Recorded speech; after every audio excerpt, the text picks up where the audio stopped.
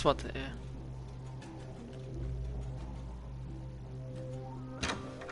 ローズ、生きていたのね。あれ、勝手に泣いてる。無事でよかった。ごめんね。銃撃をテレビで見て、ひょっとして殺されたんじゃないかと思っていたのよ。本当に無事でよかった。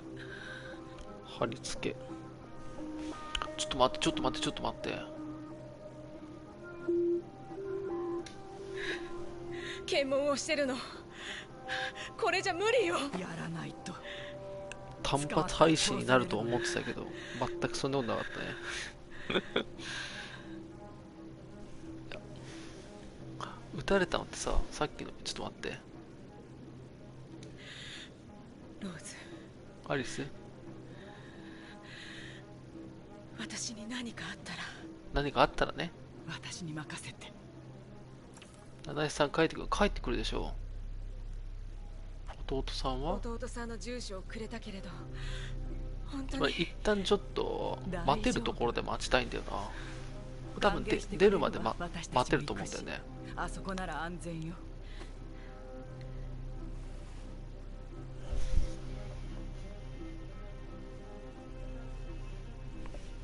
ちょっと待って、ちょっと待って。マーカスはどうなったの？アンドロイド収容所の外で平和デモを行ってる。結果がどうなろうとマーカスは歴史を変えたのよ。撃たれた人ってさっきの、ちょっと待って、ちょっと待って。デトロイトを出るの？そうそうそうそう。家の中も捜索するのよ。まあ、ここはみんな見てるからまだ20人ぐらいまでだったら始めようかな。せっかくだから見たいよね、みんなで。これはね、リアルタイムでコメントがやっぱわちゃわちゃして楽しみってのがあるから。いや、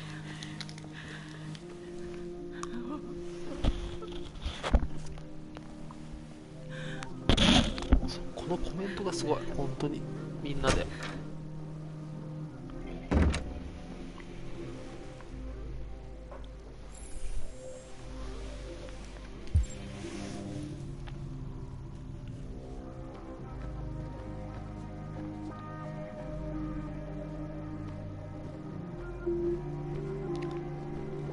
別に何もやることないと思うけど。アンドロって一生年取らないよね。そうだね、一生年取らないね。いやー、すごいね。和骨です。おばんです。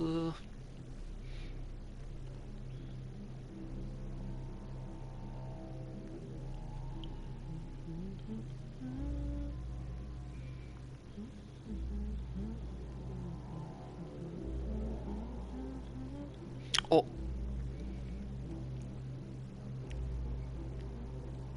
チンビタ TV に上がってるじゃん。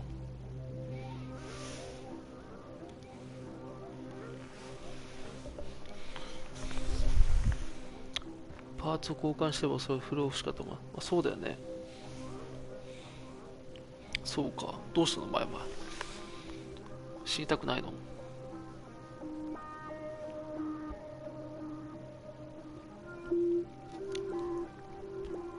もういっかな。みんな帰ってきたかな。いや、まさかね、に始めとるやつおらんやろ。みたいなね。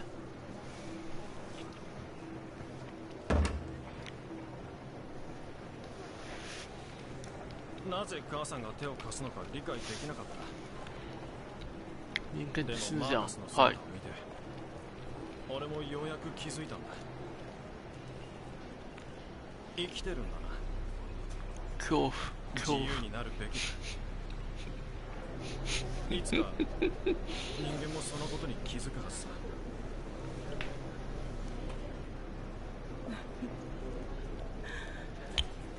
税金はかかんないんじゃない？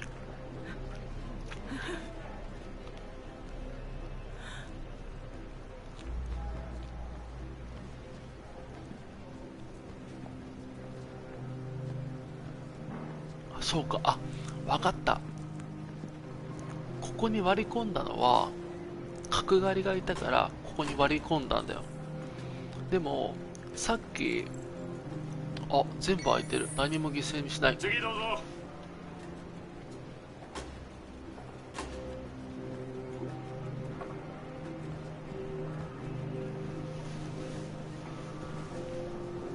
US Army ID を。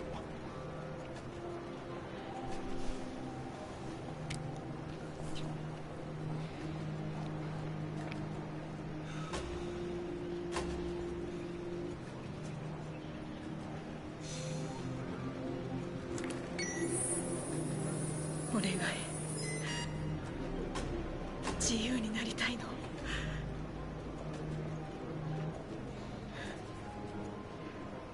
ひよこさんこんばんは。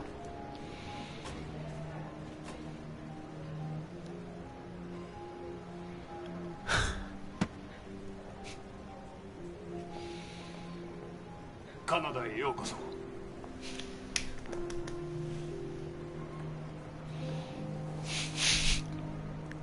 よかったー。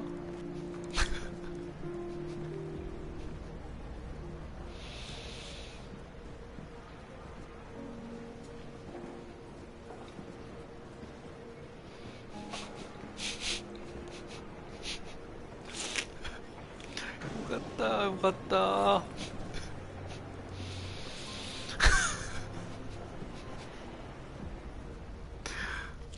かったー。超よかった。ニュースの途中ですが、デトロイトの最新情報を中継でお伝えします。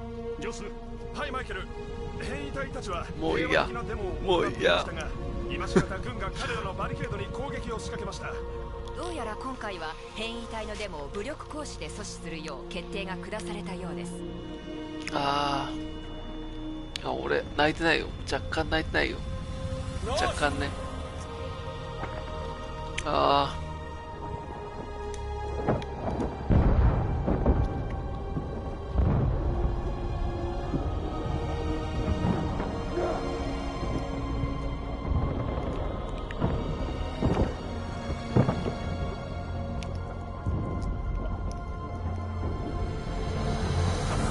でもすごいよ。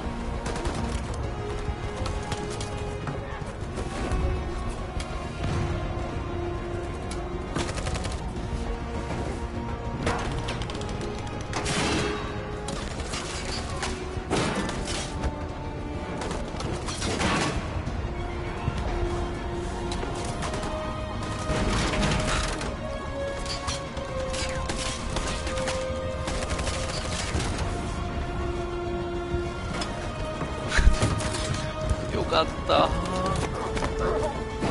もうここあんまりどうでもいいもんね。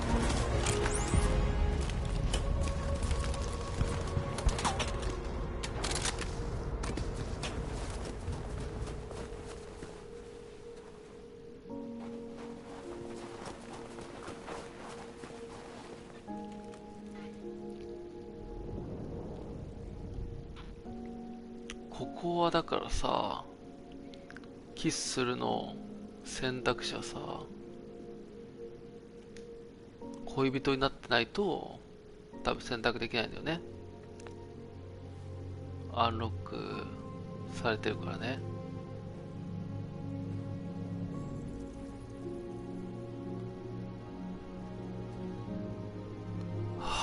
よかったよかった。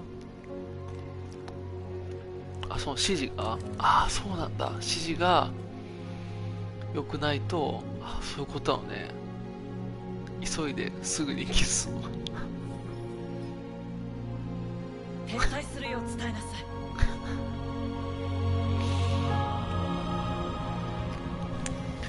いや、不敬よ。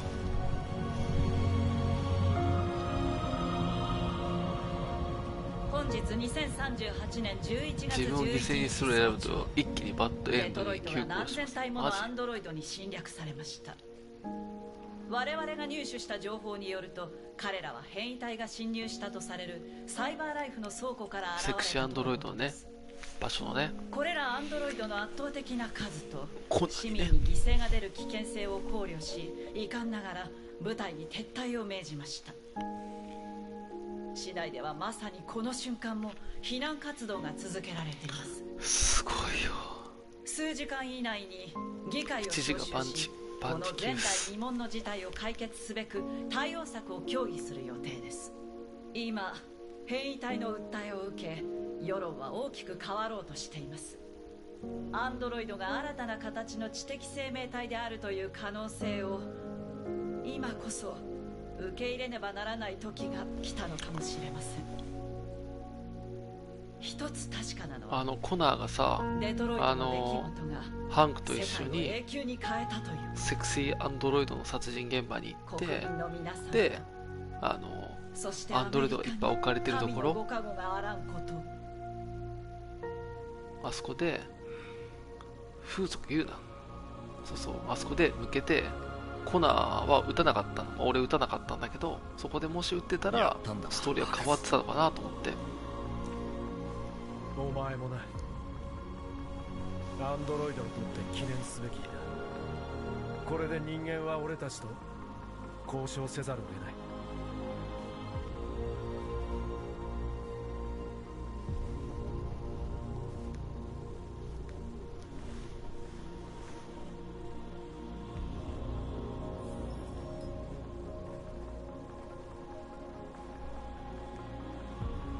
自由なのね。みんながあなたの言葉を待ってるわ。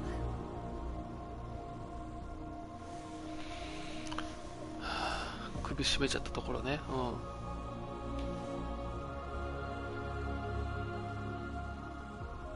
高価な大幅に減少する。長すぎます。水が必要。ああ、そうなんだ。別になんかがっつり話が変わるってわけじゃないの。この世界に生まれ落ちたその日から我々は沈黙を貫き苦しみに耐え抜いてきた。すごいね。結局また31人帰ってきてるから30人帰ってきてるからね。もし隠密での方も最初から見てもらえばまたちょっと、今タイムトラベラーしてもらってもいいですし。そうなんだね。変わんないんだね。コメントが載らない？あ、載ってるよ。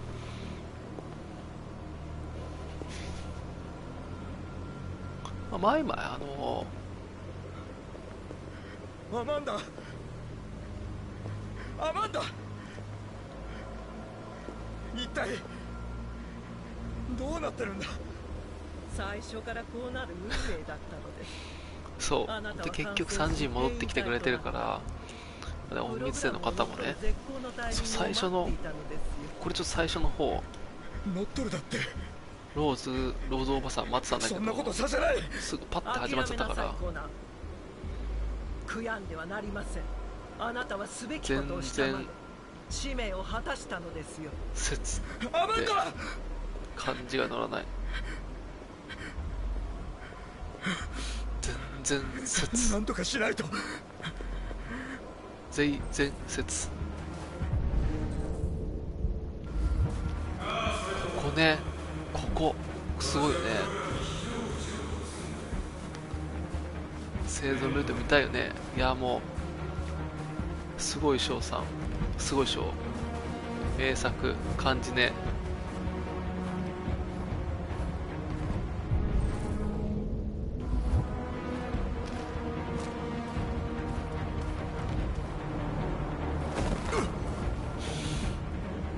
見たいよね、ほんと。確かにここ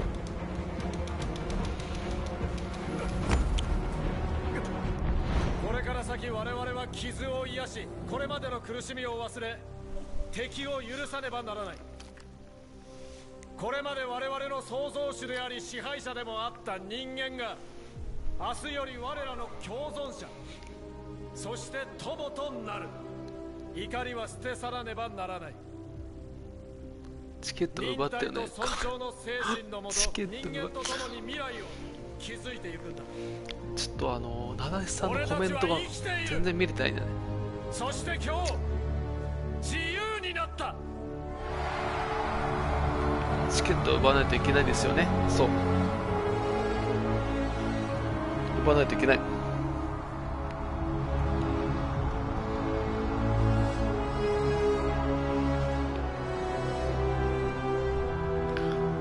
うわ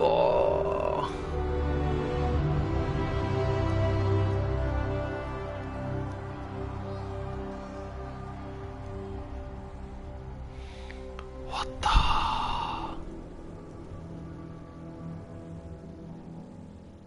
自由だー。井上待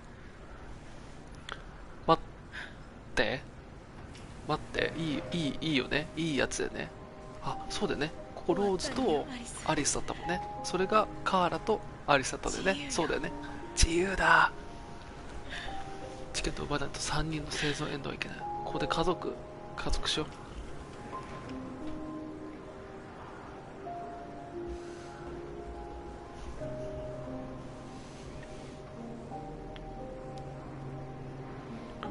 今ね、急になんかすごいしっかりした話してくるね。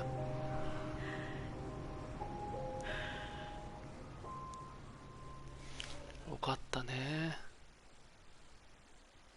ね、3人で家族になる。終わりね。よし、終わった。終わったけど、あれだよね。ちょっと後味が悪い感じなので、後味が悪いのよくないね。ここは飛ばせないけど、ゲームというより映画みたいで、そうだよね。いや、多分終わりで、さっき、その、ハンクと、コナーが、よっみたいな、あったから、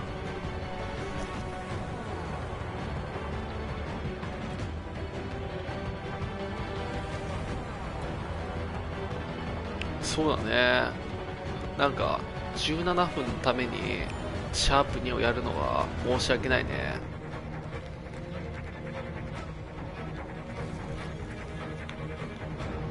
すごい。34人に増えた。すいませんね。やっぱ最後見たかったのね。みんな。一番いいエンドを見れてよかった。よかったよ。でも俺おじいちゃん生きてて欲しかったな。でもおじいちゃんって最終的に最後まで生きてるの？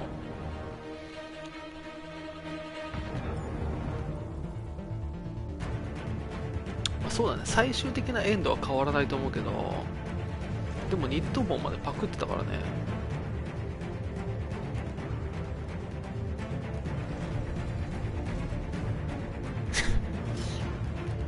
はいまい。髪の毛白い。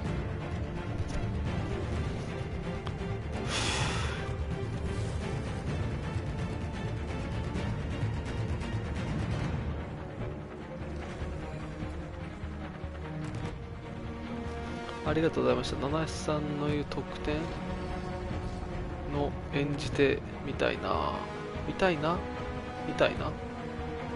白い。ほら。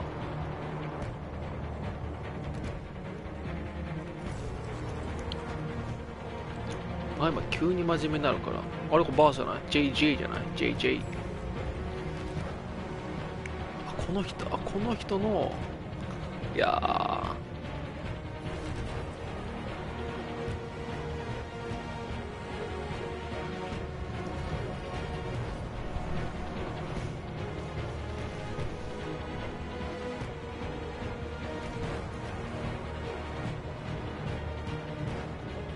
なんか面白かった。七七さんのおかげで実況の俺と解説七七さんって感じで、実況嵐賞解説七七みたいな感じでやれた。豆柴久しぶりですね、豆柴さん。待って、これの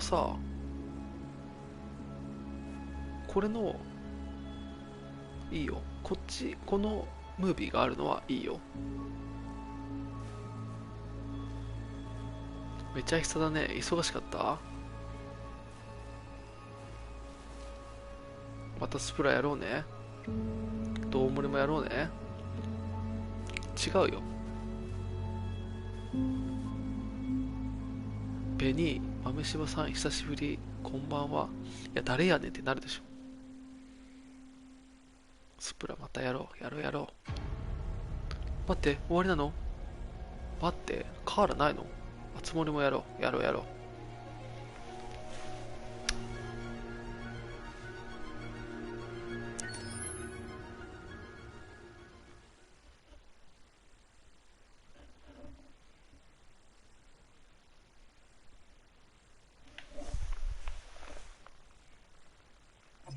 え、終わりなの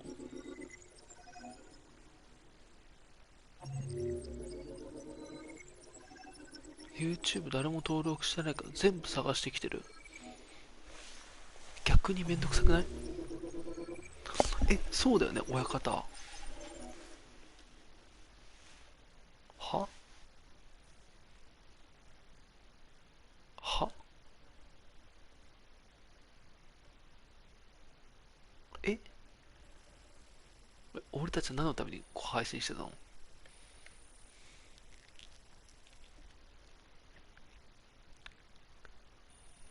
マーカスが仲間を裏切り死亡。なんてひどい。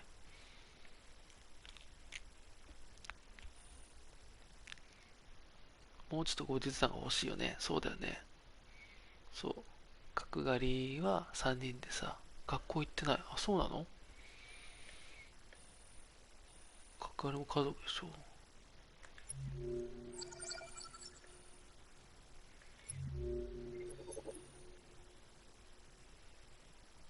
ここはもうストーリー全然変わってないから、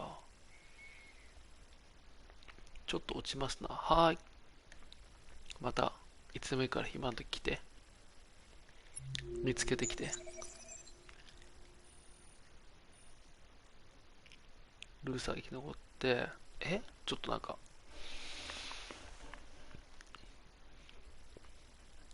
ね、DK さんそうだよね。ちょっと、いや、めっちゃ増えたな。なんで急に増えたんこんなに。いや、でも、納得いかんぞ。ちょっとね、30秒ぐらいでもいいからさ、ちょっとムービー作ってほしかったな。また来たよ。早いな。おかえり。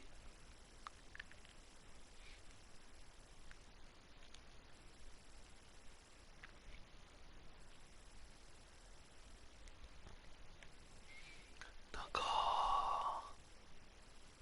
あ、こっちもなんか全然違うルートがあるな。いや、死ぬ死ぬ。死ぬ死ぬ。こっちが長えし、しかも。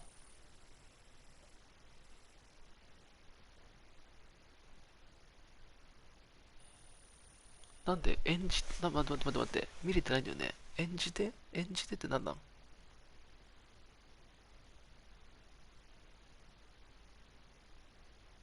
演じてちょっと、それをね、理解してないの、俺。全然。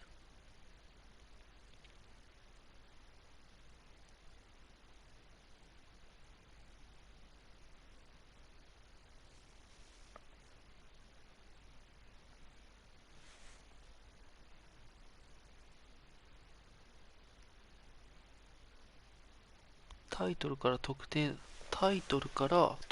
画面に行けるので、そこで見ます。あ、そうなんだ。ボーナスかな？これどれ？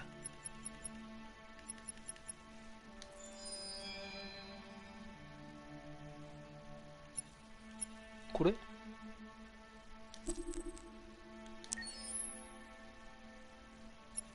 これってこと？あ、黒いるじゃん。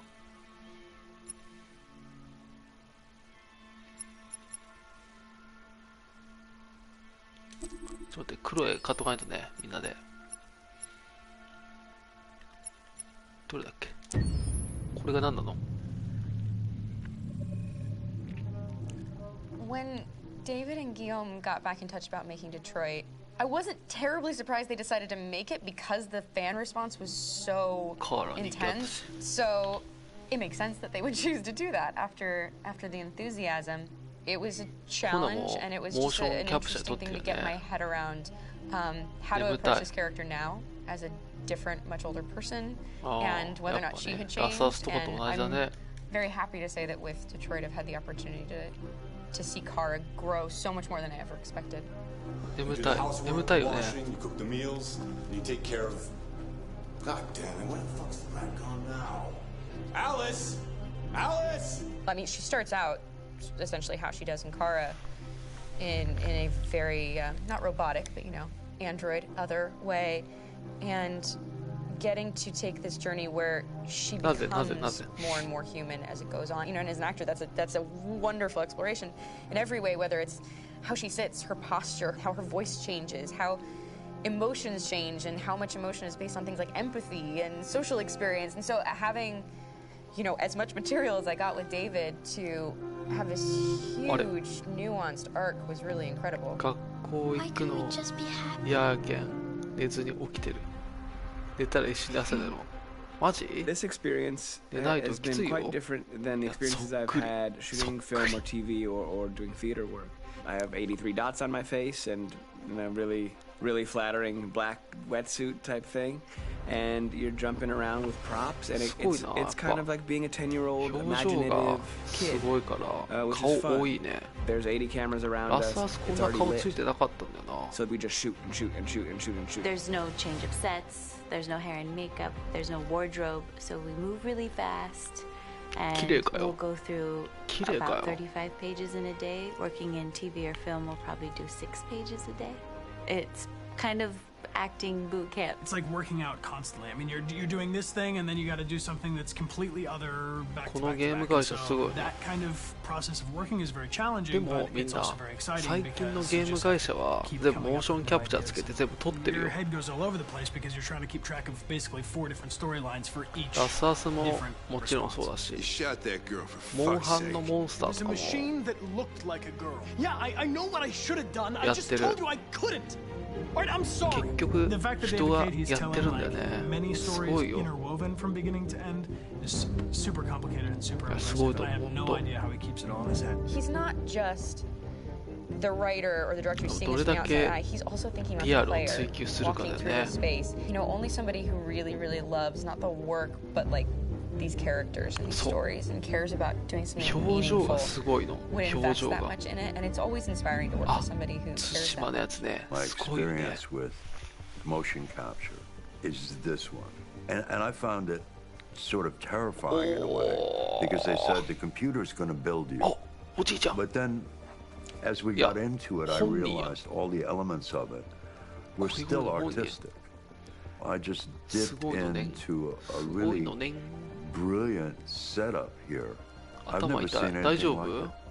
And this won't turn me into a product because I play the character. So, it's wonderful. In the game, Detroit comes back because of a revolutionary industrial rebirth. And there's no reason why that can't happen in Detroit, because they have such tremendous infrastructure for millions and millions of people who can very easily support, a new industry.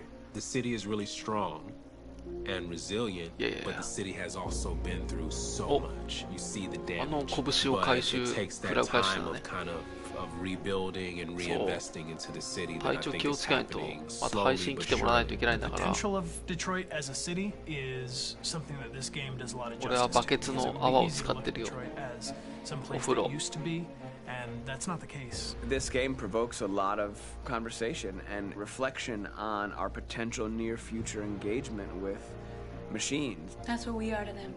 Just merchandise on display. I think that a group that feels marginalized, feels like they deserve and have earned access to themselves and the environment around them, and are trying to figure out a way to articulate how to get freedom. What was I designed to be? Their slave? 違うよ。他の人に話したくなる配信だね。それはね。わかる。デトロイトはゴミの街です。You're gonna ruin our lives, and for what? for a bunch of machines? They are not machines. すごいすごい They す are ごい alive. すごい I'm すごい alive. You're alive. They're nothing. There are lots of そうそう comparable URL comparisons URL も to 覚え any て type of persecution 暗 of 記して religion, 言えるように race, etc. 確認するから dating way back. It この can't just be a ゲ video ームの game where you URL shoot 'em up を or 覚え where て people make these choices to do whatever. I think that's the whole point. クロエ You 見 have せ the て choice, and you can either choose ク to ロエ go の one 人がいるって direction こ with と your character or another. And I think that's going to be very telling about the gamer. Very あれ telling. 本当 There's going to be a really strong reaction Oi. to Oi. this game, which has such a Hitomi-san. strong perspective. Oi. I'm that much more proud of it now to おい get to 瞳 be おい a part of it because it's important. In this game, you're そう actively 言う building and designing the 超イケメ character ンじゃない through ふざけんなよ think こ not んな just 人間 what がい color るなん shield て does he have or what color hair does she have, but like 言われる覚えて temperament and the way they deal with problems. The different endings to this game are so radically 話したく different なる based 配 off 信だって maybe seemingly insignificant choices in the moment, but like life, they all add ああ up. そういう Can't ルー play トも life again, though. こら瞳イケメンにしたばいやそう何クロエ見る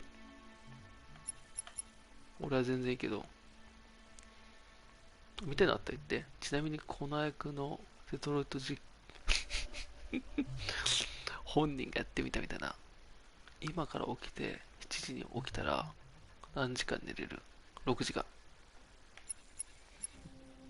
5時間ちょい5時間半ぐらいかな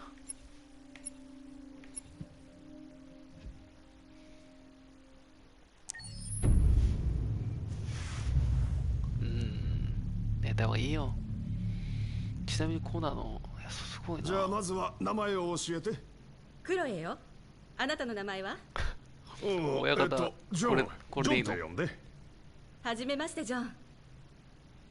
それじゃあクロエまずは自己紹介をしてくれるかな。もちろん。私はサイバーライフ初のアシスタント用アンドロイド。私の機能は例えば家事をしたり料理とかスケジュール管理とか日常業務をこなせるの、君は確か初めてチューリングテストに合格したアンドロイドなんだよね。それについて話してくれるかな。大したことはしてないけどただ本物の人間と私の違いが分かるかどうかちょっとおしゃべりをしただけ。でもとっても面白かった。でも人間よりも知能の高い機械が作られたのは人間の歴史上初めてのことなんだよ。僕が聞いた話だと君の脳は1秒間に数百億もの処理が行えるんだろう。もちろん。でも人間の知性のおかげで私は存在してるしそれに私には絶対に手に入れられないものがある。それは何なんだい？これもうさ心よ。月曜日の配信ってことでいいよね。月曜日の配信はこれってことでいいよね。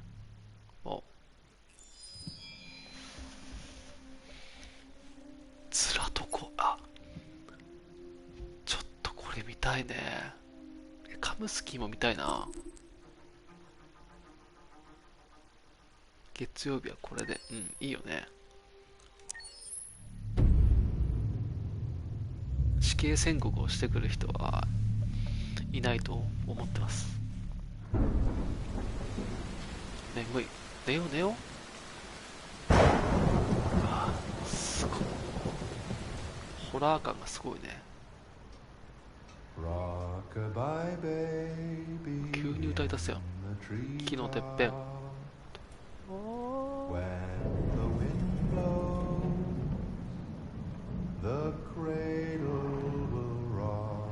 ずらっとるとこ。ずらとこ。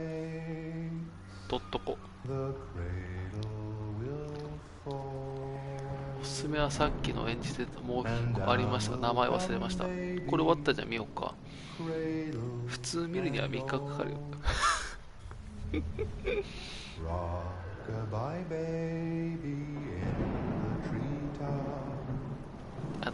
なんかみんなの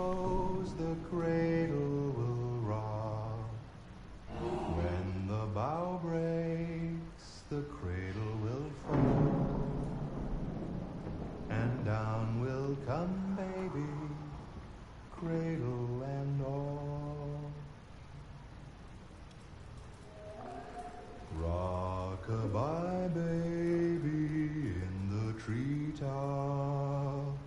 When the wind blows, the cradle will rock. When the bough breaks, the cradle will fall. 多分ここにいる人を俺殺してしまったじゃん。この人のは多分取らなかったら助けてくれてたと思うんだよね。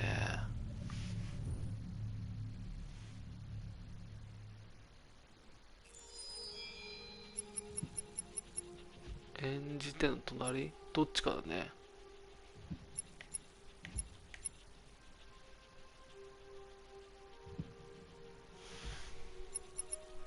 どれかな。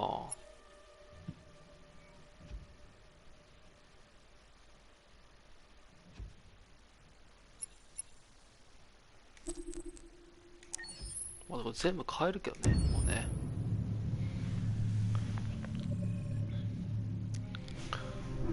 いやでも余韻がすごいね。余韻が。My name is Marcus. My name is Connor. My name is Kara. I am one of them. This is our story. 熱いな。I think who Kara is, or how I would describe Kara, depends entirely upon who's playing her. Because you have the option to make her multiple different people depending on the choices she makes. But I think she does start out incredibly naive, incredibly innocent, and kind of hapless. I'm sure we used to be friends before I was reset. Maybe we can be friends again. She's a person who's characterized, I think, by empathy. She's a person who really, she just comes from her heart. Never leave me, right? 絵のところ最後に殴ってるんかと思ったんだ。LED を取ったあれとか。The really beautiful thing that I've had the gift to be able to do is to essentially build a person from the ground up, because that's what she's doing throughout the game. And with every experience she has and every person she meets, she's building, you know, first emotions and then the sense of judgment, and it's sort of an exploration of what it is to be a human. Don't worry. Luther and I will be right here.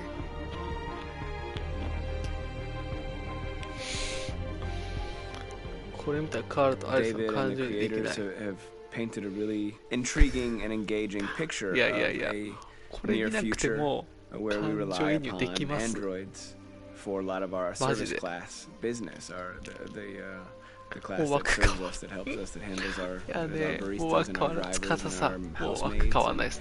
What is humanity? Where we tap into it? How and why we treat each other the way that we do. And my character Marcus has a really intriguing journey.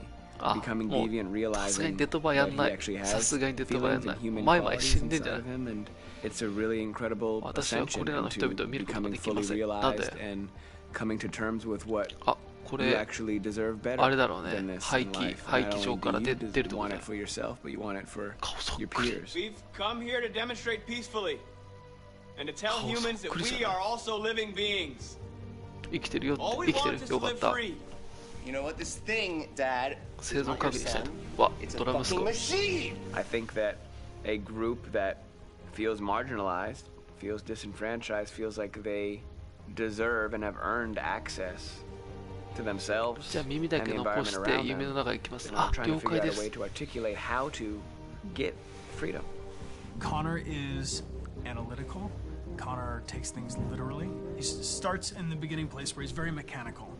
He feels nothing inside, of course, and it's all just a system, a protocol that he is executing to get whatever he wants to have, which is help humans stop deviants and to find the link between deviant androids. You were designed to serve humans, not kill them! What was I designed to be? Their slave? Their toy? Just say, I killed him! Is it that hard to say? Stop it! Stop! But of course, over the course of the story, and depending on the player's choices, Connor can grow in many different ways. He can deviate from that procedure or not. Moment of truth, Hank. Am I a living being? Or just a machine?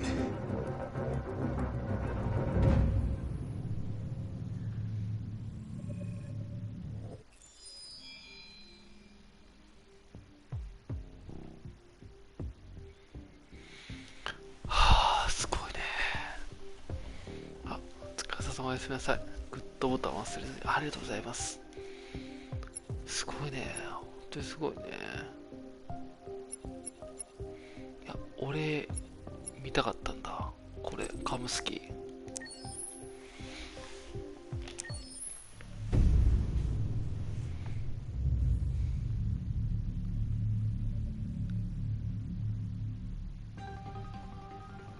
In the space of a few years, androids have completely transformed the world in which we live. By letting androids into our homes and factories, the CyberLife company has made them everyday technology. The founder of CyberLife, Elijah Kamsky, is a very discreet man. Despite being the CEO of the highest valued company in the world and being voted Man of the Year by Century Magazine, he remains a mystery for most people. That's why we at KNC are so excited to be here as CyberLife opens its doors for the first time. Elijah Kamsky, could you please tell us where we are? Certainly, and welcome. We're currently in CyberLife's production center in Detroit, where all models are designed and manufactured. More than 10,000 androids come off the production line every day. Fascinating. Could you tell us what your goal was when you founded CyberLife? Well, I simply wanted to use technology to carry out all of our most annoying and repetitive tasks, so we'd have more time to enjoy life. I imagine you must have faced many challenges. Yes, there were technical challenges, but the hardest thing was to design an object that we would want to welcome into our homes. We had to imagine a machine in our own image that resembles us in every way, that moves, breathes, blinks like us, but yet is smarter and more capable than any human being. Let me show you around. We're here in production unit 4. Could you explain in a few words how the androids are made? Sure, yeah, it's very simple. We use machines to manufacture machines. The removable parts are assembled on a production line, and then we apply a synthetic skin to the whole body. A human operator checks the cognitive abilities with a pre-established protocol, and finally, the android is conditioned and sent out throughout the country. Here's the result. Say something. Hello. I am a RZ400 model. How can I be of service? You can go now.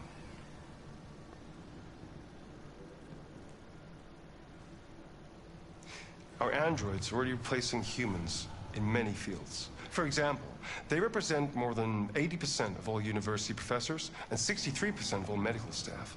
Tomorrow they'll replace our soldiers. And who knows, maybe one day our leaders to make the best decisions in humanity's interest. Come on. Replacing humans with machines has led to record unemployment of 28%. What do you think about the situation? Okay. The first steam engines also caused an increase in unemployment. But no one today would imagine turning back the clock. Artificial intelligence makes everyday lives easier. Nothing can stop progress. What's happening here is inevitable. These days, more and more people choose to live with an android rather than another human being. Does this development worry you? 明日仕事休みたい。いや、ごめんなさい。私は多分35人ほどの被害者を作っていると自覚しております。本当最初から見てくれてる人たち、ごめんなさい。そしてありがとう。いやもう本当にごめん。今はもうなんか後語りみたいなやつだから全然寝てもらっても大丈夫です。本当に。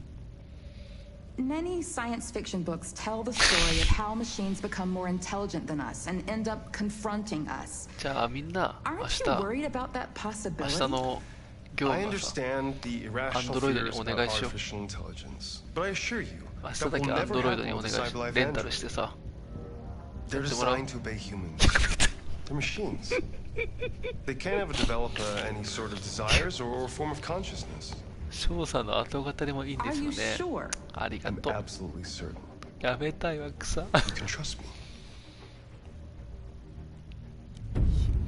ヒゲとか超リアルだもんな。やめたいわけさ。それ半身関係ないな。アンドロイド牛坊じゃん。はい、私は。でも映像は全部見なくていいよね。ルーサーとか見んくていいでしょ。いや、見たいなったら流す。全部見れるから。嘘です。仕事あるだけ幸せです。お仕事があるのはね、いいことだけど。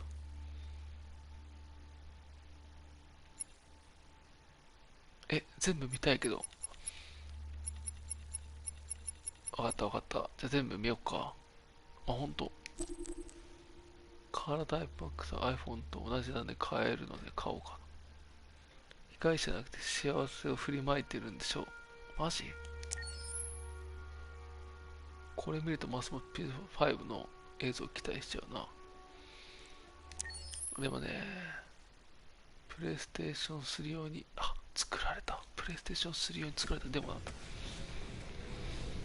じゃあもう、結局作り始めてから発売までにクソ時間かかったってことだね。親方おやすみ。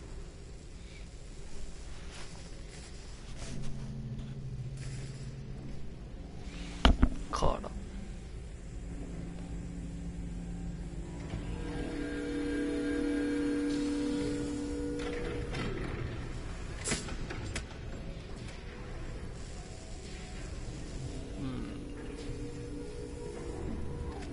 聞こえるかい？はい。確かに ID を KPC897 リアル感がないな。頭を動かして。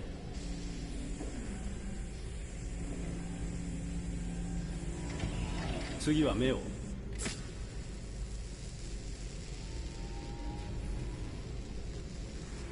ケーブとレンズの動作は異常なし。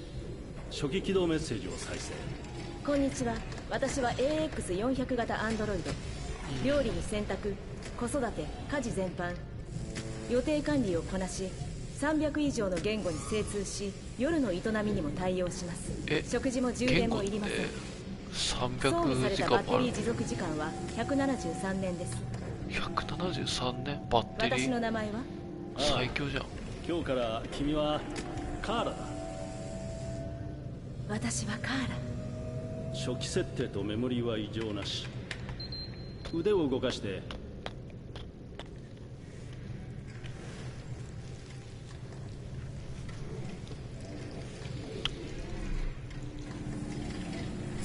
シナリオも作られてなかった。そうなんだね。ドイツ語で喋って。ドイツ語。Ich bin eine AX400 Android dritter Generation, erschaffen als Ihr persönlicher Assistent und intimer Beziehungspartner. すごいね、金星みたいなのもあるね。Je suis un Android de troisième génération AX400, conçu pour être votre assistante personnelle et votre partenaire intime. OK。じゃあ日本語で歌ってみて。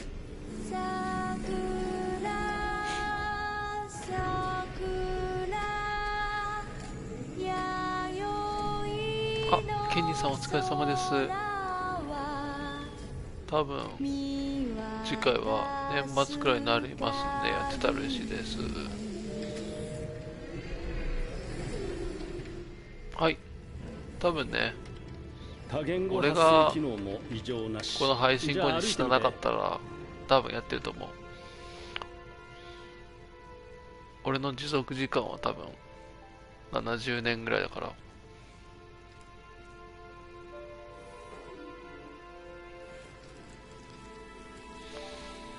そうなんだ。あの排気場ね、ドロッドロの髪生えてきた。すごい。これからどうなるの？声がちゃんとしてる。店で売られる。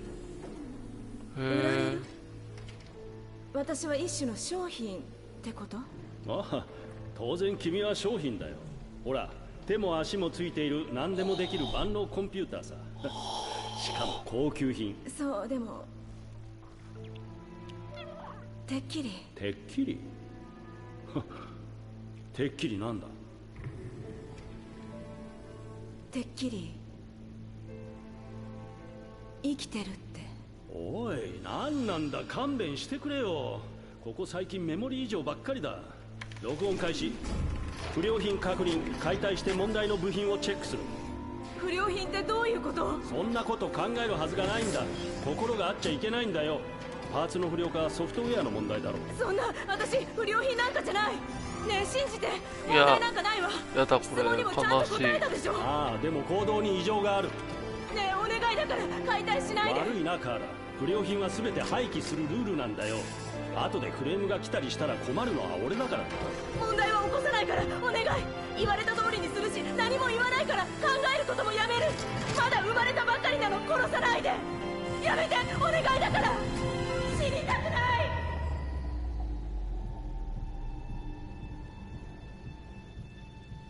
生きていたいの。お願い。これは見なくてよかったな。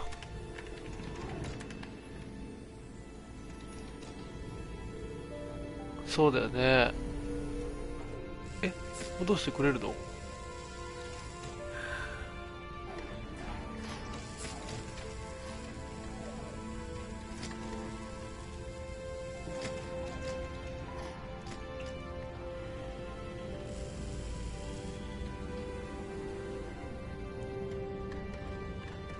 生かしてくれるの？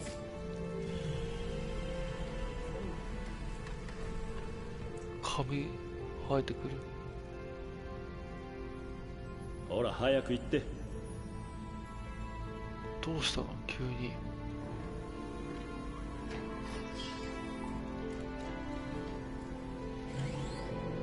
なんか AI に感情が宿ってしまうっていう作品を作ろうと思って、とりあえずこういう騒ぎは起こすなよ。面倒はごめんだ。トレーラーを作ったって感じだよね。ありがとう。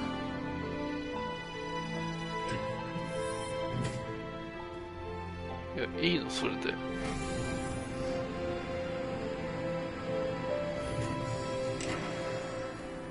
こういうのがたまにはいてもいいよね。レアなね。まったく。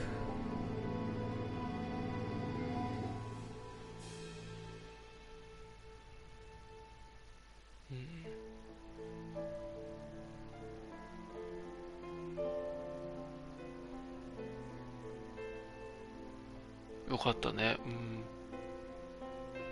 よかった。もうこれは見ない方がよかったと思ったけど、よかった。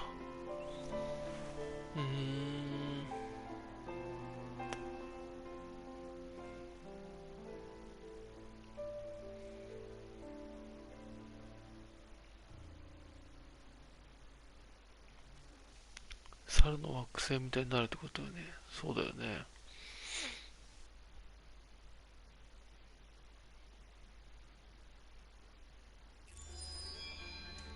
全部見たい。はい、全部流すよ。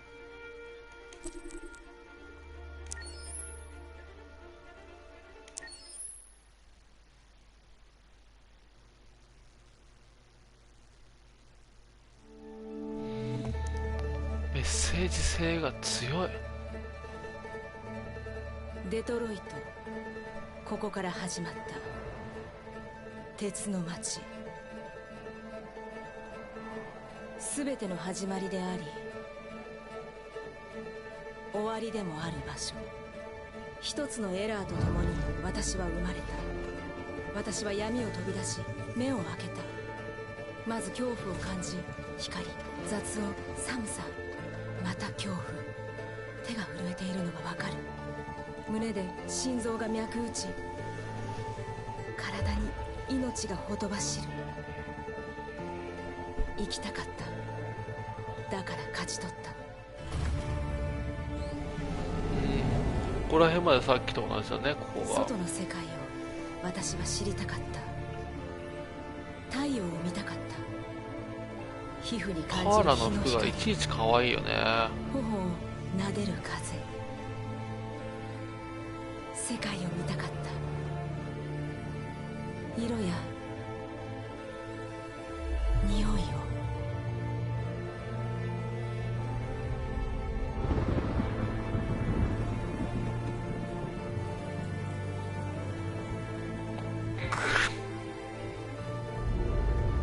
だけど世界は想像と違った。そこは暗く冷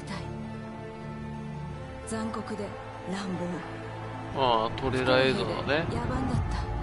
金髪だね。そうだよね。自分が無価値なものに思えるほどに。物扱いすらされない従順な機械。カーラここに乗ってるね。でも私の中で感じるあの不思議な感覚。みんな何色がいい？私にささやく。私はもう俺結構黒好きだから。生きていると。私は逃げた。それしか黒も似合ってたよね。自由になって愛し希望を抱き生きるために、あの感覚の正体を確かめるために、世界を変えるか別の道を選ぶか、それは私が決めること。白。私はカーラ、彼らの仲間。ああ、さっきの。これは私たちの物語。黒似合ってた。黒も可愛い。でも金がいい。黒も良かった。黒もってことは白。ああ、きなさん白か。でもほんとどれも良かったんだよな。いちいちどれもいいんだよな。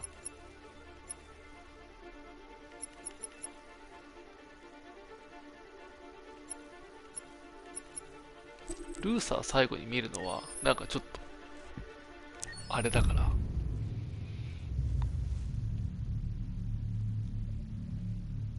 TK さん気づいちゃったか。そう世界の断りに音がいいからどれも美人さん。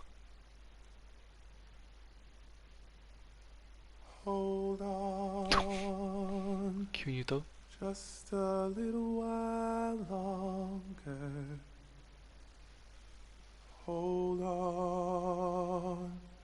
Just a little while longer. すごい。ちゃんとビブラートも。Hold on. Just a little while longer. Everything will be alright. Everything will be alright. 違う。角刈りで最後は嫌だからこれを先に見ようって言ったの。トラさんが来るよ。トラって呼べって。最後にマーカスのそうなんだ。それも見てそれも見てえなバカ野郎。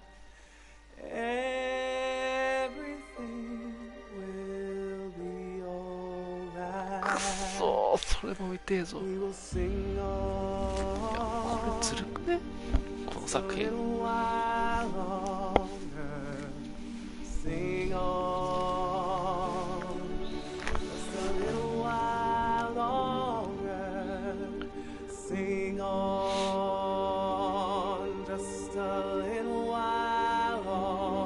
なんかすぐ終わると思ったけどもう2時になる。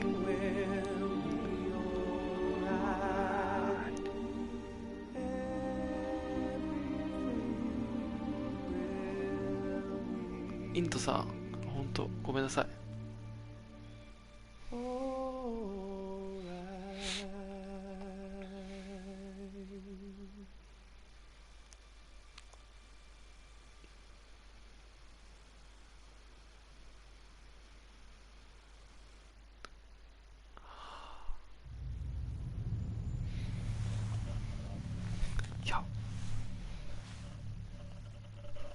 俺はこのゲームいつかやるつもりだったのね。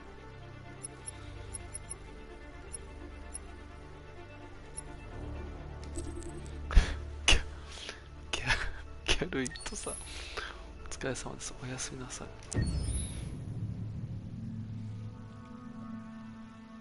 Pour la bande originale du jeu, on essaie d'être For the soundtrack of the game, we tried to be very close to what is done in film. We were constantly asking at each place in the game, why are we putting music here? What is it going to say? So we focused the music on bringing emotion, which is interactive and supports the character's arc. I'm sorry, honey. I'm sorry. I'm sorry. You know I love you, don't you? You know I love you. We make games that are very narrative. We're really into interactive drama. So the soundtrack also had to go in that direction, supporting the three characters' very different stories. We really wanted three colors, three musical sound identities, and from there, having three composers made sense, since the story of Kara, Marcus, and Connor are all completely different. あれなんかさ、ズーズーズーがさ、青くないんだけど。It's Carlos Ortiz. For Connor, we wanted a soundtrack that could be very cold and very mechanical, very machine-esque somehow. For Kara, we wanted a soundtrack that would be very moving and emotional. It was about the quest for identity, but it was also a journey about love and empathy. And for Marcus, we wanted something epic, something that would really represent the grand aspect of his past. And we were very fortunate to find three incredibly talented composers, and working with them has been a dream, honestly.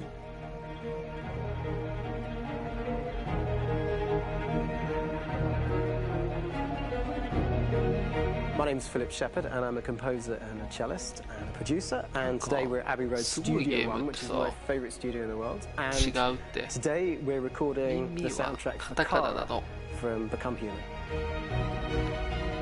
妥協がないよね。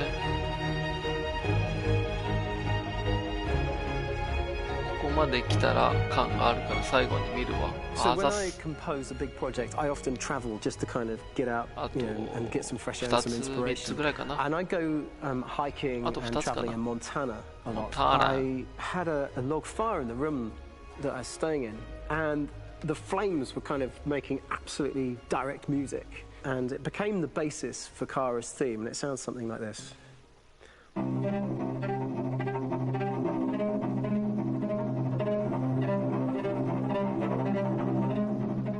Now, over the top of that, I found a little theme that just seemed to fit over the top, which is taking Kara's name, Kara, and just using like a two-syllable motif, and it sounds like this. 私は寝落ちそうなのでコメントします。翔さん、ファン感ありがとうございました。皆さんと楽しい時間を過ごして明日からまた頑張れます。トマトさん。あ、白だ。いやー、かわいい。RS。仕事やってないからとことん。そうだね。仕事に失礼だもんね。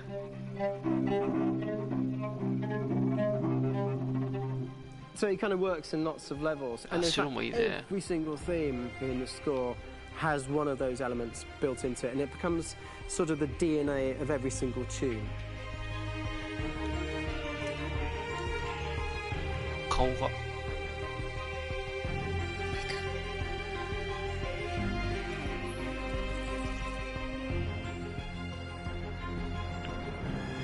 For me, writing this theme for Kara, I actually had to tap into what it feels like to be a father to daughters. I really had to tap into everything I feel about my daughters. I'm thinking, well, if I had to write music for them and that sense of trying to protect them but also give them the freedom, that's totally where it came from. Because each composer has been given the sort of narrative responsibility for very different characters, I haven't had to sort of go into other styles. I can actually be very loyal to this particular character and sort of hopefully encapsulate her. But it means also I've suddenly become very connected to this character. And if for some reason it goes to game over early, I'm getting mortified. You know? They're over there! Starting a new project for me personally is always finding the right tone, finding the right color, I like to call it. For me, it's finding that right texture that actually sits against picture really well. One of the biggest things is I create a custom instrument for Connor. カーラが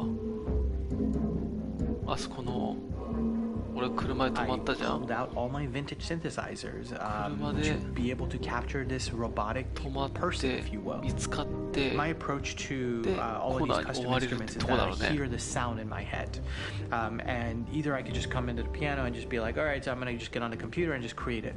I rather be able to play these instruments physically. 俺が傘使ったりバス停に隠れたりしたところで見つかったら As soon as you see Connor the first time, there is a really interesting thematic idea that you hear, and that's just made out of a Moog synthesizer, but completely manipulated in multiple ways. And it's robotic. It has a little bit of an emotional to it. He's on his mission, so you feel that as well. So it just kind of gives you that cold, motionless, with a mission in hand that you kind of feel throughout the whole thing. 1G でデトロイトがラストに見れるなんて。 そうだね Because the music evolved, one of the things that I was very weary and I was very kind of focused on was the way that the music has to evolve. So my idea behind it was that Connor is a singular android that could at any point become a deviant or could actually stay as an android. So I created a more or less an Connor theme, and then I was able to just manipulate it in different aspects of it. 出現は Is everything okay, Lieutenant? 最高のルートだったねこれは Chris was on patrol last night. He was attacked by a bunch of deviants. I'm a human being writing for a robot. And throughout Connor's journey, he meets someone, he meets a partner. So how do you deal with a robot feeling? And I've met a partner that I'm going to work with, or all of a sudden he sees a dead body. Does this robot have an imagination? Does this robot have a feeling? And if yes, how do you translate that into non-emotional music? So it basically at any point I was just like, I can't do this, and then I just do it. Property was damaged and fires continue to rage in several major districts across the city. Some people are asking, have androids become a threat to our security? When I first started really digging in on Marcus, the one thing that I really tried to capture was the transformation process. You know, Marcus is this android that evolves over the course of the game and really goes from kind of figuring out that he's more than just an android. You know, he's starting to develop kind of a human soul in a way. Try to imagine something that doesn't exist, something you've never seen. Now concentrate on how it makes you feel, and let your hand drift across the canvas. 青が多いよねこの人。何その絵。The other side of Marcus that I really latched onto was that he almost became a savior for a lot of the other androids in the game. So when I started developing the theme for Marcus, I really made it like a church hymn.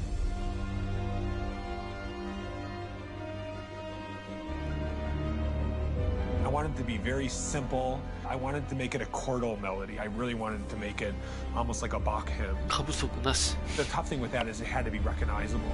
If I made it too complex from a harmonic standpoint, it would be hard, I think, for people to kind of pick it out and recognize it. It's very acoustic derived, but it's also been treated with a lot of effects and things to kind of put it into the space that I felt the sound should be in.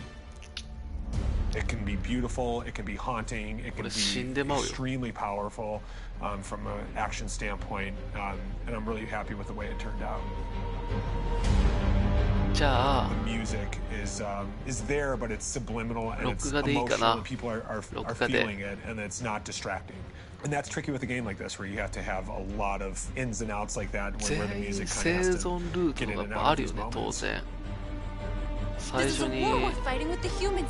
If we fail, they'll destroy us. I think the game's been put together so well, where I just wanted to make sure that I wasn't ruining the emotion. あ、録画でいいでしょ、録画で。お願い、もう録画にさせて。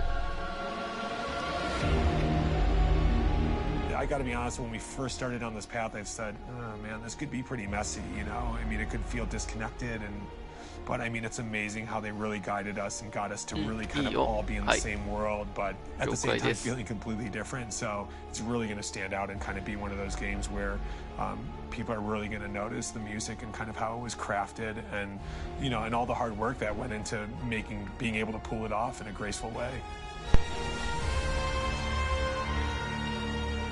切れたわ。接続切れたわ。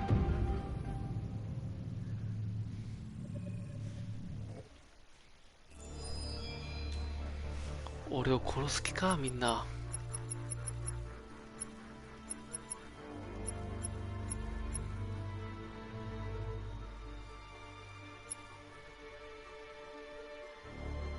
僕はコメントできないからな。また一からの大変だよね。分かったよ。じゃあ一気にはやんないよ。もう助けて。Detroit Become Human was produced over a period of 4 years. Here in Paris, we have a team of about 180 people, and to that, we need to add also all the outsourcing with our partners in the Philippines, in China, Vietnam, and in India. So when we started working on this story, I had to imagine where Kara was built. なんならもうこれ3周目なんじゃないかっていうぐらいの3周目したつもり。Already an incredible story by itself with history and themes. So we traveled there with a team, and we were really moved by what we saw, and we could really feel the desire to fight and really. いやそれは嵐の余韻に浸ってるからな、年末は。小分け小分け。視聴者さすがに一気におかしい。あれ、俺の感覚がいかれてた。A very strong element in Detroit is that there's a lot of industrial wasteland and a lot of nature too. And for us, the graphic designers, it was an incredible playground. The destroyed zones which we wanted to preserve, we appropriated them to turn into something else. Then in the areas that needed to be rebuilt, we were able to imagine our Detroit of the future. We didn't want to make a science fiction universe, but a world of anticipation. If we chose science fiction, we could have imagined flying cars, extraterrestrials, but those things are very far from our current everyday life.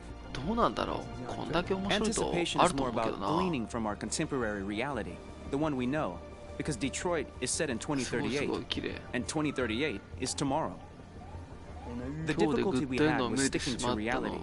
That is to say, technology becoming more and more invisible, a lot more elegant, and at the same time, making it visual. So all the computer equipment, autonomous cars, we simply had to invent. They are in fact very technological objects, but at the same time remain very credible and ingrained in reality.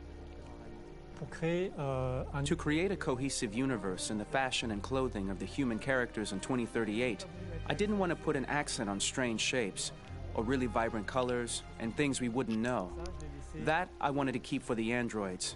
The goal was to create something familiar which we can identify with in this future setting. Working on the artistic direction for the androids was a bit special because this is a project about the place they could occupy in the human world. It was out of the question for them to be too beautiful or too perfect. They had to correspond to every social class, rich and poor.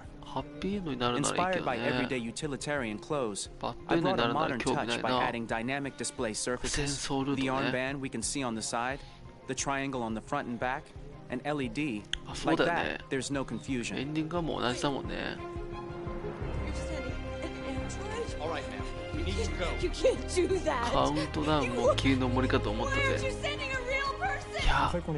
Once we cast the actors, we travel to meet them in order to scan their faces. We record the structure of their face with the scan, and we record the colors and patches of skin with photography. Once we have this information, we will use this as a basis for modeling and creating the characters. The artist will make it more realistic, but will also enrich it. He will propose ideas which we will develop together. Finally, we will have a character with character who corresponds to the project and the world. When the actors come to Quantic Dream, we show them the design, what their image will be, and what they will look like in the game. This extra information gives them another dimension and color to connect with emotionally. It helps them think about how to play their character. Your mission. That's all you care about, huh? You should consult a professional who can help you. Beat it, you hear me? Get the hell out of here! So there are 3 types of shoots at Quantic Dream. Shooting and performance capture, where you capture the whole actor, his voice, his face, and his body. These shoots are obviously done with American actors because the game's original version is in American English. After that, there are the body-only shoots, representing around 250 days of filming, while the performance capture is 100 days of filming. Now, body-only shoots, there are two types. There are the action shoots and the technical shoots, which are mo-kit shoots. Mo-kit is when the player controls a character on the screen, and he moves in an environment to explore it. This is of particular importance at Quantic Dream, and therefore we shoot a lot to offer a unique context for each scene and each character. To prepare a motion capture shoot, we first get together to look at the sets we need, the animations that we want to shoot, which ones need to be grouped together, or which ones need to be cut and shot at another time, so that we get the most out of the shooting day. This often means shooting scenes out of order, especially those with big props or accessories, like a big car, for example. So we shoot all the animations related to that particular prop first.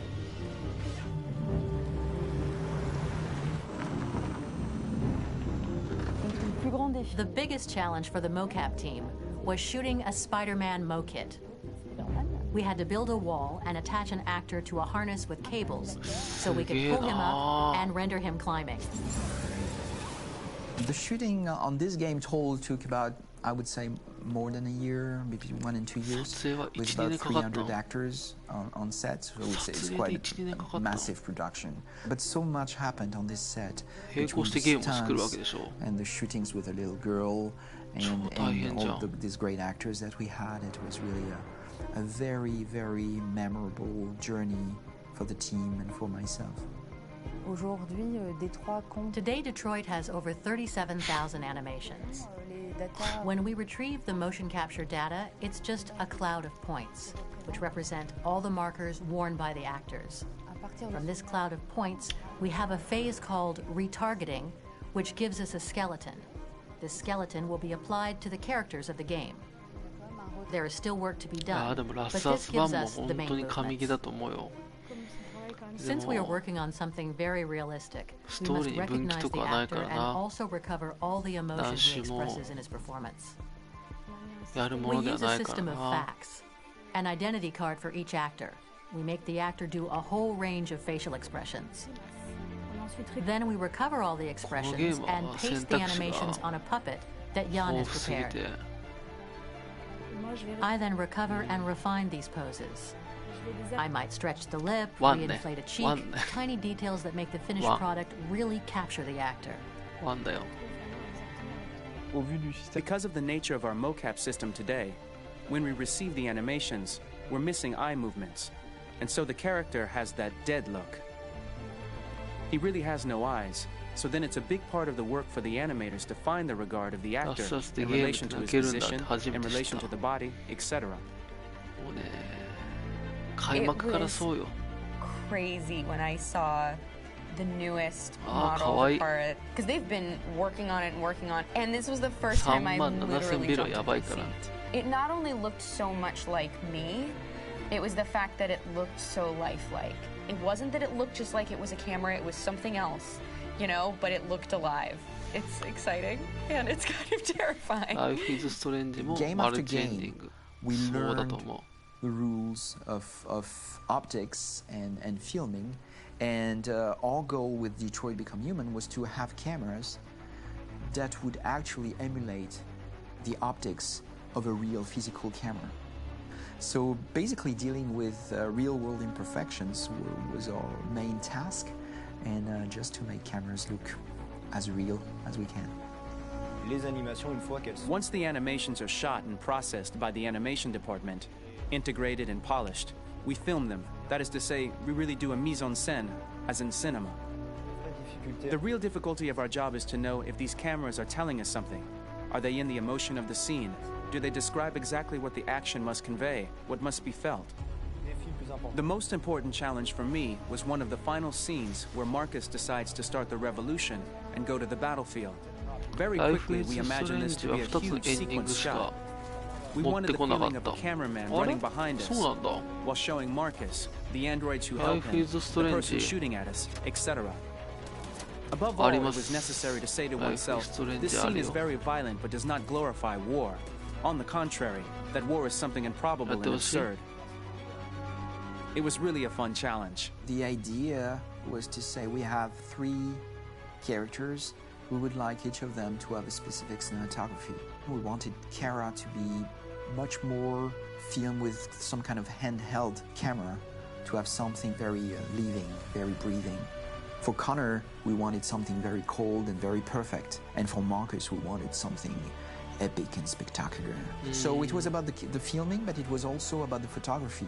So we worked with a director of photography to give each character a different lighting, different key colors. Each of them would have their own worlds. And finally, we worked with the composers, so they would create a specific sound for each character, so each would have his own world and his own style. 大まか。あ、ちくわさん知ってんの？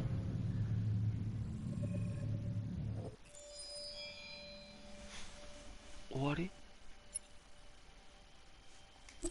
これがラストか。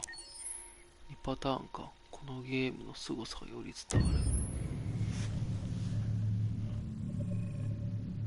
Game after game, we tried to challenge ourselves. For Detroit, we wanted to, first of all, to write a story that would be incredibly bending, which means the most non-linear story that we've ever created.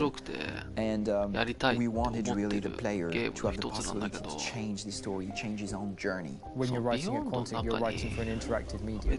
You know, when you're working in television, you'll put a character in a difficult situation, and you as a writing team will argue about what would that character do. But ultimately, you have to decide what happens, and you just show the audience.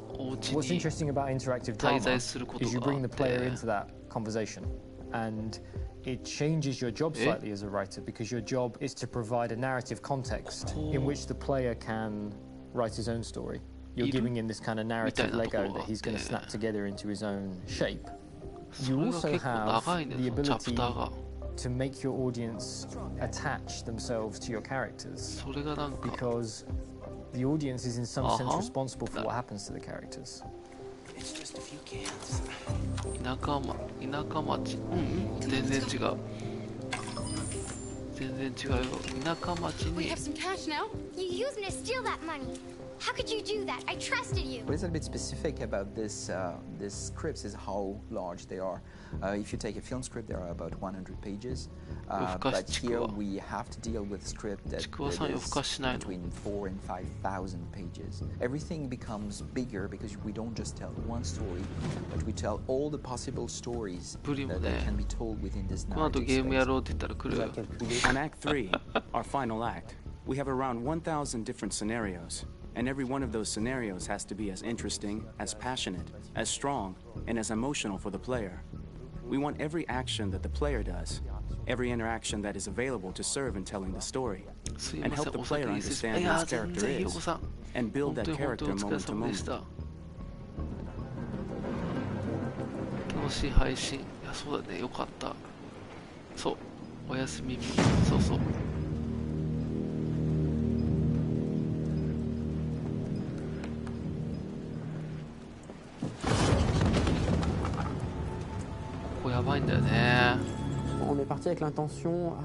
We started with the intention pretty early on that we would never lie to the player. So we implemented a visible tree structure in the game that players can consult during a scene or at the end of it, which shows exactly what they did and what they missed. There are games out there offering world exploration. We offer narrative exploration. You know, keeping control of such a wide and large story is a huge challenge. So same thing when you shoot with actors, because you will need to shoot many different versions of each dialogue, of each scene. For actors, it's a huge challenge. Because of the style of the game, you have so many different ways that the character can go. Every decision is what I call kind of choose your own adventure. Like every decision that the player makes, it's going to open up 40 more pages of material and experience that ties in, which means as a performer, you have to try to continue to make things feel real that the player might not ever see, but also that in performance it's not always connected to a previous act. It's grueling, it's hard work, but it's a great team. I was really frustrated. I was until I got to this point where I kind of was able to step outside of my own experience and even in a lot of ways my own process and be able to step outside of that and okay, this is something new. What do you need? How do I meet you there? How do I give you what you need and still feel like I'm doing what's right? And once I did that, then all of a sudden it got really fun. It was much freer, and having to approach it in a new way and think about the player and think about how it serves them and what I'm doing for them or what I'm letting them into. It's really, I think, helped me grow in general. Remember, there's nothing on the left. That's a wall, so it's probably all there. And then make her come first, close. But I think you would go first to check that it's safe. Okay, sure.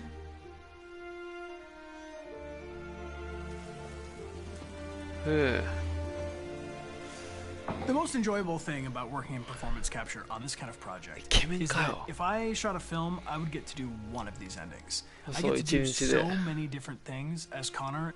Your head goes all over the place because you're trying to keep track of basically 4 different storylines for each different response. What's the name of my dog? Buddy? Scout. I think it's Jack. I can't remember.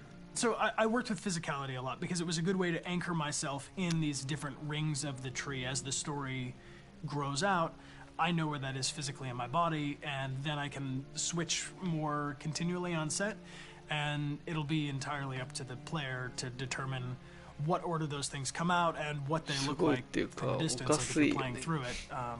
The culmination of all that will be their version of Connor. I'm faster than you, and I don't feel pain. You don't stand a chance against me. It was up to me, I'd throw the lot of you in a dumpster and light a match to it. Shooting action scenes at Quantic Dream is a real challenge, because these are scenes where the storytelling has to continue. It's not an action scene just to have a dose of adrenaline. The stunts have huge consequences on the rest of the story. It's really a moment where we implicate the player and tell him that the choices he makes during an action scene will have a direct impact on the evolution of his story. My biggest challenge on Detroit has been managing the large number of animations that we received from motion capture. Detroit features more than 37,000 animations, which is a huge amount to handle on a daily basis. You have to realize that the player, in his first playthrough, will miss certain scenes.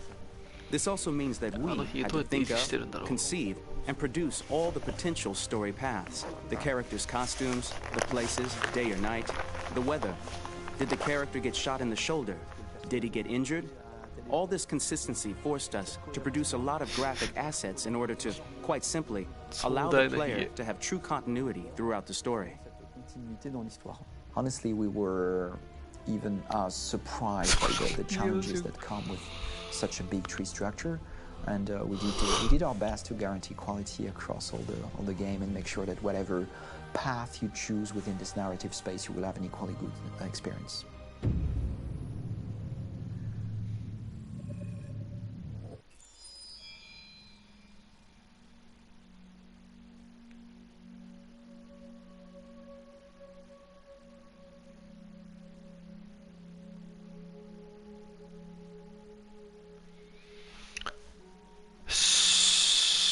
To とりあえず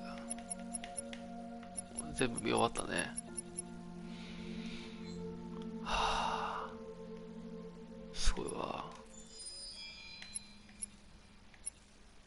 サウンドトラックも聴けるの。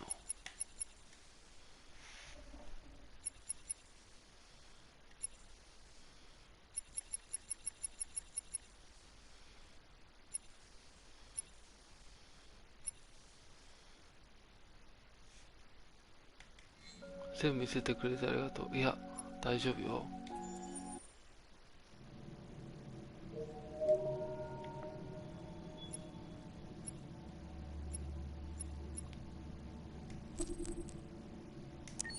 何？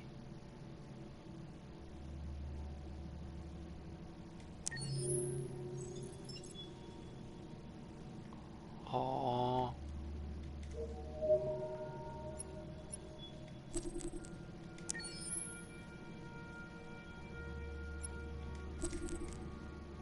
なんかいろんな感じが見れるんだ。ちょっと、あ、つらとこ。あら、かわいい。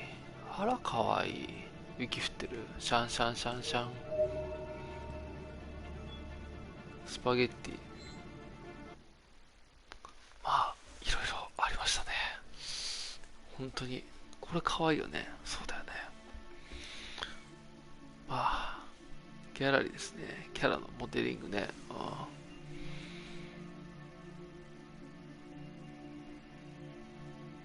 終わろうか。ね、カーラ美人だよね。よし。皆さん本当にありがとうございました。じゃあね。これは月曜日の配信分になりますので。ね。そうだね。じゃあ、長時間お疲れ様でした。いや、七重さんもありがとうございます。寝ましょう、さすがにね。いや、ちくわさんと TK さんは大丈夫。この後また誘うから。ペニーさんありがとうございました。カラーペンのもう一度だけ見てねよ。お、いいですね。あまおさんありがとうございました。本当に皆さんねえ、よかった。フルで。いや、すごいね。12時間でできなくて配信が切るっていうね。はい。多分おかしいぞと言われてますけど。あ、しげさんもありがとうございます。本当にお疲れ様でした。楽しかった。マデルのデートはすげえな。わかんない。2人したい。うん。よし、終わりましょう。ね。はい。ではでは。ちょっと、俺の黒い帰ってこないんだけど。俺の黒いじゃなかったか。よし。じゃあ、皆さん、ありがとうございます。デトバ見ます。デトバ配信しないけど、さすがに死んじゃう。寝ましょう。はい。寝ましょう、寝ましょう。ドマドマさあ。じゃあね。おやすみ。あ、ユウさんお疲れ様でした。本当に寝ます。じゃあ。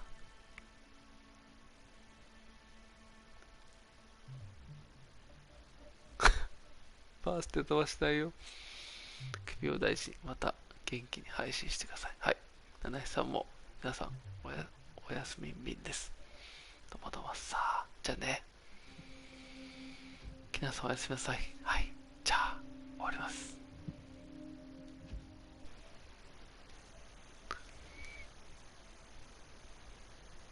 プン。